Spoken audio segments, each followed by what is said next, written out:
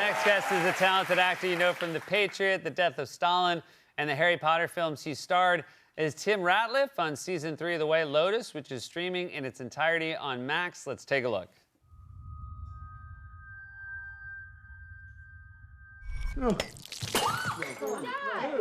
Dude, it's what? Coconut milk's off. Coconut milk's off. The coconut milk is off. Okay, the coconut milk is off. No. Don't drink it. All good.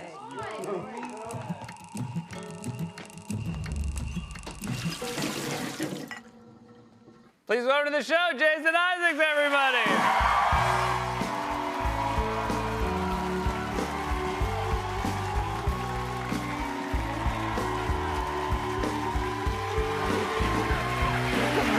Welcome, Jason. I'm so happy you're here. Thrilled to have you. That's such a miserable clip of such a miserable man. It brings it all back to me. Real bad guy. Yeah. I mean, Not a bad guy. How dare you? Yeah, sorry. He's just trying to kill his family. He's going through. Now. Who among us wouldn't at least consider It's it a in mercy his killing, shoes? you know. And he changed his mind because the coconut milk was off. Yeah, the coconut milk was off. Did you have, obviously, you know, we've heard tell of how much time you spend away when you go to 7 shoot. months. 7 months to shoot a season of The White Lotus. But then, did you understand how much you would have to talk about it afterwards? No, I had no idea. Honestly, nobody knew it would end up being so insanely popular. I knew it was good, and it had been kind of popular before, but it's been a weird phenomenon. It's kind of spread. Although it's not just in America or England or Australia, English-speaking countries. We, the cast, have been sent as little envoys all over the world. And you arrive in Spain, and you go, holy can I say on your show? Yeah. I just did good. So sorry. Anyway, can I say Yeah. Oh, good, just a second. Anyway, But, you know, can we stop there? I would love to stop there, yeah.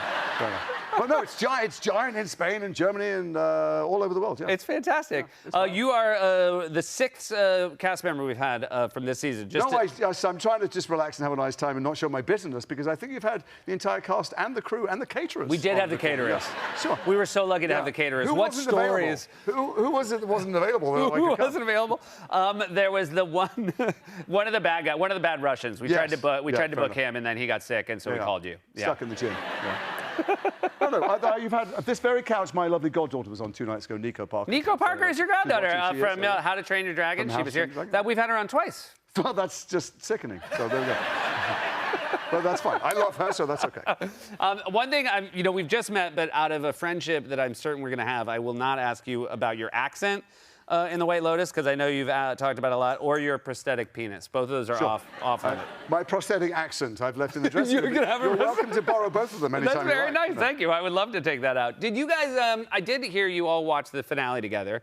We did. Yeah. And that must be, again, it's one of those shows. It's an audience of 2, but it was that one show that my wife and I had to watch together, and I think a lot of people wanted to watch this show. That was what was amazing about the show, and that when people come up and they want to talk to you about it in the street, what they really want to say is not anything about the show. They want to tell you what it meant to them, which is they did this thing that people haven't done for decades, which is they got together to watch, people dressed up, people had office parties, people had stuff to talk about, this fictitious water cooler that we didn't think existed anymore, and it kind of created a sense of community, which is rather lovely. Do you ever get, have you had a fun fan interaction? Because I'm sure people feel there's many of them. I had, oh, I can swear, I just realized. Yeah. No, I was here in this, the fabulous city of New York early on, episode 3 or something. I was walking home, 3 o'clock in the morning, a guy comes out of a doorway, maybe sleeping there, maybe having a pee, I don't know. And he goes, hey, you're the Lotus guy. And I said, yeah.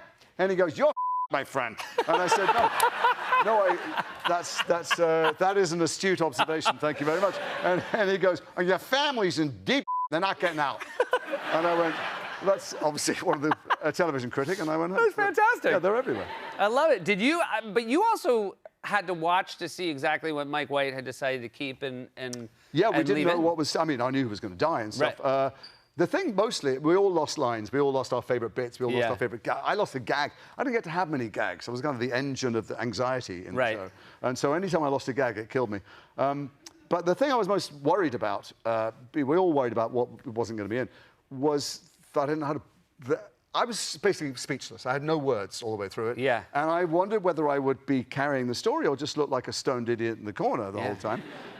And then at the end, I had to do that thing you just saw there, which is try and make the audience believe that I was in a state of mind where I thought it was right to kill them all. And then he tried to kill Spoiler, by the way, if anyone hasn't seen it. Sorry. They've had just time. Ruined the entire thing. They've had time. They've had time. And then Lachlan, I think I've killed, and then on the boat, in one scene, without words, looking at drops of water, I have to embody all the spiritual principles of Buddhism and a man who has had a complete personality change with a look. Well, you did an incredible job keeping it all straight for us. I have a lot more to ask you. We'll be back. Excellent. With more from Jason Isaacs after this. Welcome back, everybody. We're here with Jason Isaacs. We're so happy to have him. All right, so I know a lot of people know you as Lucius Malfoy as one of your famous roles, and he might not be. Not for long. Yeah? Not for long. The fabulous Johnny Flynn's about to play him in the TV series. Very excited. Johnny Flynn's a great actor. Yeah, you know, Lucius, some might say a bad guy. Obviously, we said Tim. I don't know. It depends on your perspective. Yeah, perspective. He's just trying to make Hogwarts great again. Yeah. You really do have a lot of empathy for the people you play. Sure. But tell me something nice about Colonel Tavington from The Patriot. Well, you know, in England, he's a huge hero. Huge. It really depends where you stand on child murder. I'll tell you what I loved about... He did not have second thoughts about the coconut milk. He was just full speed ahead. No. Yeah. What I loved about playing him is that Roland Emmerich, who's a brilliant storyteller, and Mel, who was prepared to do it as a great actor, they allowed me to ride up at the beginning and to start shooting children. And there were more people upset about I ordered all the farm animals killed than the children who were shot. But I remember that first scene. That's from the first scene when I ride up. They gave me the biggest horse. I needed a ladder or a trampoline to get on it. And but you don't shoot on the horse because the horse is pooping all over the place. So they put me on a stepladder, and guys with tattoos were rocking me on the stepladder there. And I'm standing there and I say my line, whatever it was, you know, would you like a lesson in the rules of war? And I shoot the kid, and then they kept rolling. Roland was rolling. It was rolling, and I thought, why have I got another line? I don't remember I've got another line. And they kept on shooting. I'm thinking, what am I going to do? These guys on the stepladder are rocking me, and what am I meant to say? And I went, stupid boy. And then they went, cut. And I went over to Roland and I said, what'd you keep filming for? And he went, for that. Really? Yeah. And he's a brilliant filmmaker. And so that stupid boy became a motif in it. Yeah. And the other thing I remember is I can't ride for I fell off all the time. They don't show that in the movie. I got dragged by the stirrups and stuff. And there was a time when we were going to shoot the whole battle in one go. They choreographed it, dozens of things. And I ride in at the beginning with my sword out and go, charge! And for some reason, they gave the order for the people to fire at the same time. And the horse went, no! And they printed it in slow motion, showed it to the whole cast and crew. They thought it was so funny. And I come off the horse. I do like a triple somersault. The sword is bouncing. It's a real sword, because we're not going to do a fight. It's bouncing right next to my head and stuff. And then I skid to a halt. Luckily, all the riders behind me are good enough. They skid to a halt. And even though it's slow motion, I am so embarrassed. You can see the stunt guy running up going, are you okay? I'm so embarrassed in front of 1,000 people. I go, I'm fine. Let's go. After which we then shot it in pieces. Yeah. That's what I remember. You have a film coming up, The Salt Path. Gillian Anderson. The Salt Path is out in England. You know what the thing about Salt Path is the same thing about White Lotus? It's really heartening in a time when there's a lot of special effects movies and AI is coming for us all.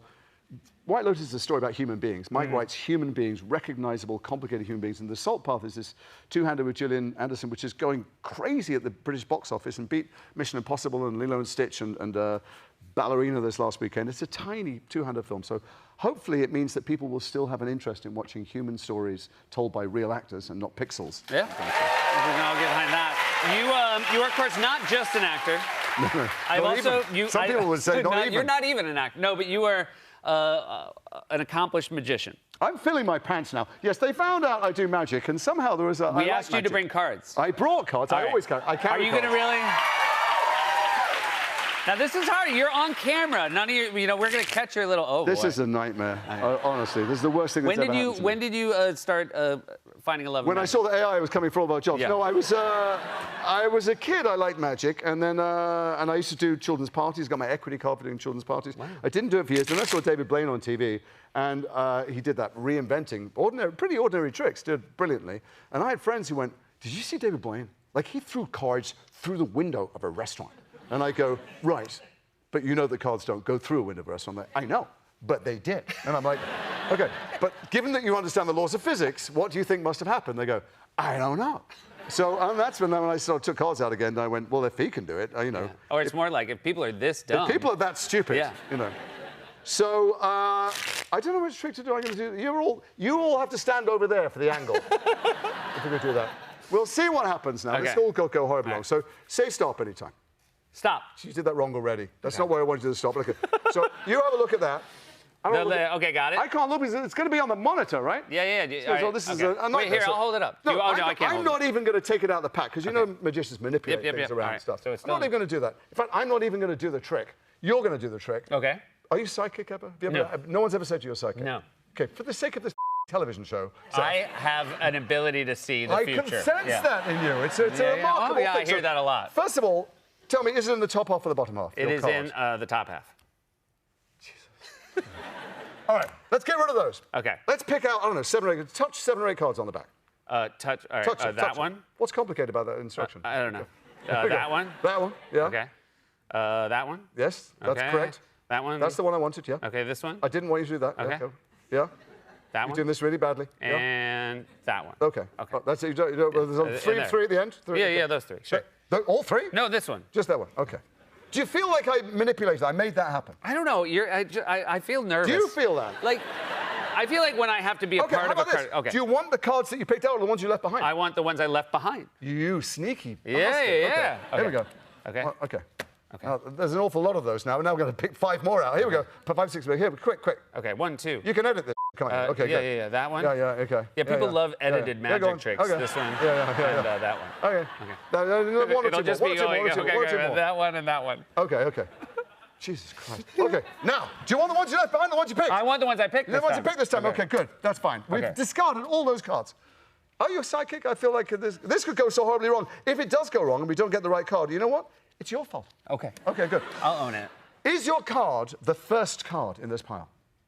No. No. So it wasn't the King of Spades. It was not. Okay, that's it. What do you think? No, give my present. Okay, so don't encourage me. Okay. Is it the second card? Yeah. It is the second card. You just do that for a sense of time, or because you think it is? I think it is. Okay, so it's not the King of Spades. It's this thing. Yes. Okay, let's put it under your microphone there. It doesn't move. It's stuck. Okay. So it wasn't the 8 of Hearts. Nope. And it wasn't the 5 of Hearts. Nope. And it wasn't the 7 of Diamonds. No. It wasn't the Jack of Diamonds. No. It wasn't the 3 of Spades. No. It wasn't the 10 of Clubs. No. What about any of these buggers? Do you recognize them? Don't waste your time. What was your card? 3 of clubs. It doesn't always work. But this time it did, which is weird. Jason Isaacs, everybody, The White Lotus is streaming on Max. We'll be right